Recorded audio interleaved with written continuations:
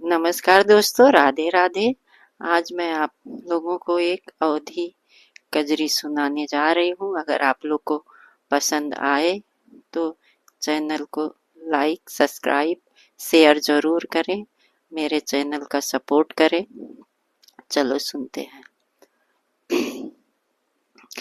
कहिया यौब कहिया जाब साफ ही साफ बताए जाय, फोटू एक खिंचाए जाय ना। कहिया यौब कहिया जाब साफ ही साफ बताए जाय, फोटू एक खिंचाए जाय ना। तोहरी अम्मा बोली हई बोली, सुन के लगे करे जा गोली। तोहरी अम्मा बोली हई बोली, सुन के लगे करे जा गोली। अपने अम्मा जी के खूब समझाए जाया, फोटू एक खिंचाए जाया ना।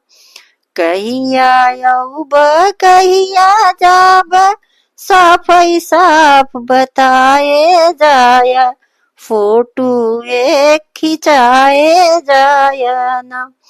तोहरी भाभी बोली हई बोली, सुन के लगे करे जा गोली। तोहरी भाभी बोली हई गोली, सुन के लगे करे जा गोली। अपने भाभी जी के अलग कराए जाया, फोटू एक खिंचाए जाया ना। कहिया यौब कहिया जाब साफ ही साफ बताए जाया, फोटू एक खिंचाए जाया ना।